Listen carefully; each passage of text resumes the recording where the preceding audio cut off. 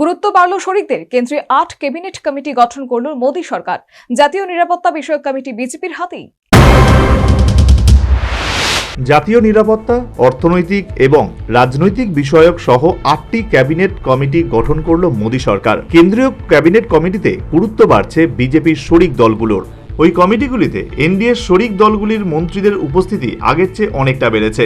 বুধবার রাতে প্রকাশিত বিজ্ঞপ্তি অনুযায়ী জাতীয় নিরাপত্তা বিষয়ক কমিটিতে প্রধানমন্ত্রী নরেন্দ্র মোদী, প্রতিরক্ষা মন্ত্রী রাজনাথ সিং, স্বরাষ্ট্রমন্ত্রী অমিত শাহ, অর্থমন্ত্রী নির্মলা সীতারামন এবং বিদেশমন্ত্রী এস জয়শঙ্কর রয়েছেন। অর্থাৎ এই গুরুত্বপূর্ণ ক্যাবিনেট কমিটিগুলো সম্পূর্ণরূপে নিজেদের হাতে রাখছে বিজেপি।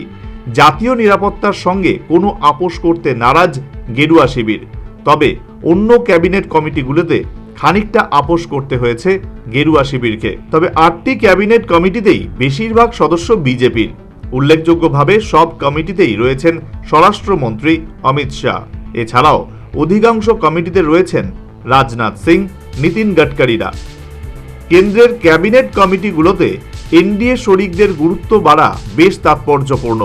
অর্থনৈতিক বিষয়ক কমিটিতে রয়েছেন ভারী শিল্প এবং ইস্পাত মন্ত্রী এইচ.ডি. কুমারস্বামী, পঞ্চায়েতি রাজ এবং মৎস্যমন্ত্রী রাজীব রঞ্জন সিং অর্থাৎ লালন সিং এবং আরও অনেকে।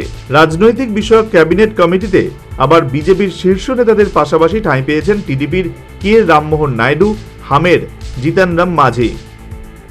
রাজনৈতিক বিষয়ক ক্যাবিনেট কমিটিতে কেন্দ্র এবং রাজ্য সম্পর্ক নিয়ে গুরুত্বপূর্ণ সিদ্ধান্তের আগে আলোচনা হয়, আর অর্থ বিষয়ক ক্যাবিনেট কমিটিতে সমস্ত আর্থিক সিদ্ধান্ত নেওয়ার আগে আলোচনা করা হয়। ওয়াকিবহাল মহলের মতে এই কমিটিগুলোতে শরিকরা জায়গা পাওয়ার অর্থ বিজেপি আর একচ্ছত্রভাবে এইসব বিষয়ে সিদ্ধান্ত নেওয়ার মতো জায়গায় নেই। অর্থাৎ এতদিন যে প্রধানমন্ত্রী নরেন্দ্র মোদী তথা বিজেপি একচ্ছত্রভাবে যাবতীয় সিদ্ধান্ত নিত, সেটা আর আগামী দিনে হবে না। ২৪-এর লোকসভা নির্বাচনে বিজেপি একক সংখ্যা গরিষ্ঠতা না পাওয়ায় এখন শরিক নির্ভর, সেটা স্পষ্ট ক্যাবিনেট কমিটি গঠনের ক্ষেত্রেও। বিথিন সরকারের রিপোর্ট, নিউজ ভ্যানগার্ড।